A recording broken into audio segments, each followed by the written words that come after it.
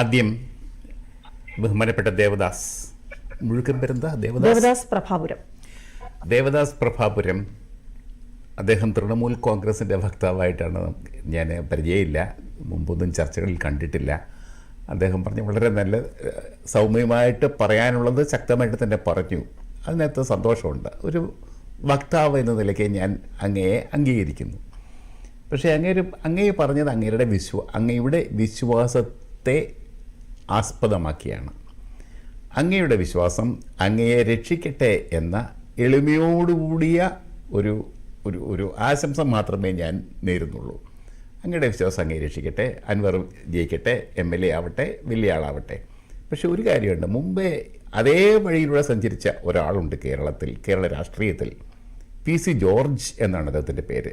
അദ്ദേഹത്തിൻ്റെ പേര് ഇപ്പോഴാണ് കേൾക്കുന്നുണ്ടോ? പണ്ടൊക്കെ വൈകുന്നേരങ്ങളിലെ ചർച്ചകൾക്കൊക്കെ ഇങ്ങനെ ഭയങ്കര ശക്തമായി ആക്രോശിച്ചൊക്കെ വരുമായിരുന്നു.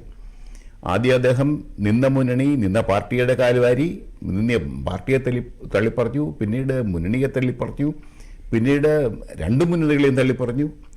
രണ്ട് മുന്നണികളെയും തോൽപ്പിച്ചുകൊണ്ട് ഒരു തവണ ജയിച്ചു, ഒരേ ഒരു തവണ ജയിച്ചു, പിന്നീട് അദ്ദേഹം ജയിച്ചിട്ടില്ല. അത് ഞാൻ ഓർമ്മിപ്പിക്കുന്നു എന്ന് മാത്രമേ ഉള്ളൂ. എങ്കിലും അങ്ങയുടെ വിശ്വാസം അങ്ങയെ രക്ഷിക്കട്ടെ.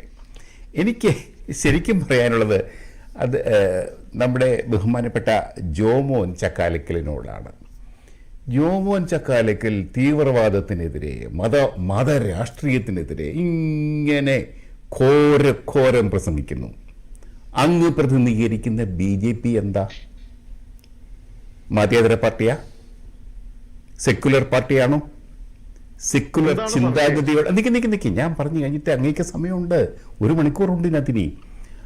അങ്ങ് പറയുന്ന BJP മതേതര കക്ഷിയാണോ?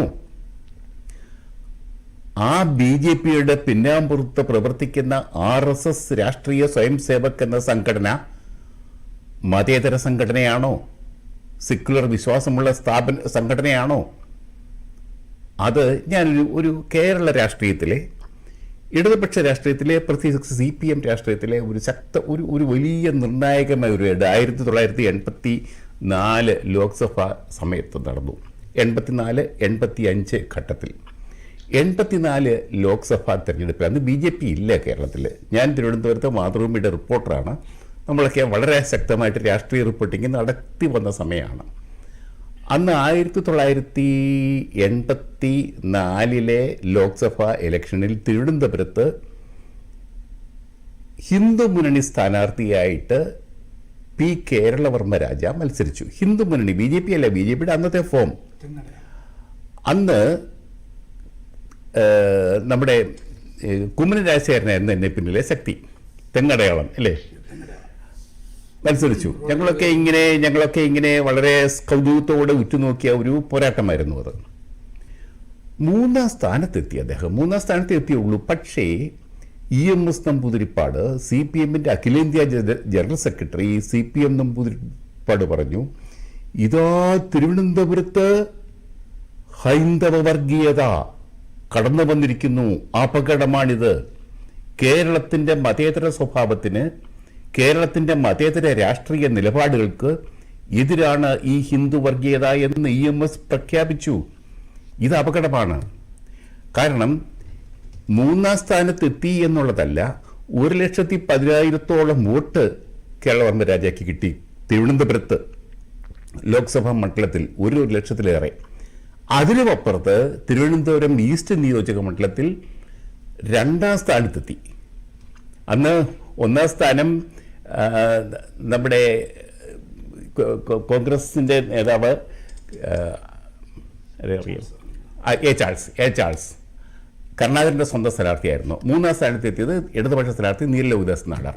അതാണ് അന്നത്തെ ചിത്രം.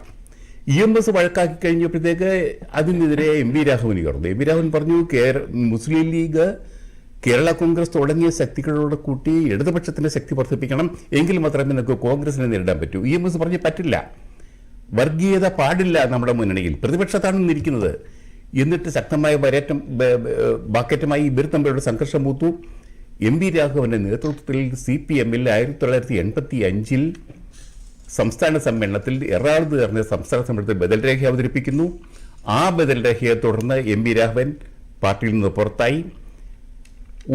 അന്ന് അഖിലേന്ത്യാ ലീഗ് ഇടതുപക്ഷത്തിൻ്റെ ഭാഗമായിരുന്നു. അവരുമായിട്ട് CPM EMS പ്രത്യേകിച്ച് അതിൻ്റെ ഏറ്റുമുട്ടൽ അവർ പിന്മാറി. അവർ മുന്നണി വിട്ടു. അവർ പിന്നീട് കോൺഗ്രസിന് മുന്നണി ചേർന്നു.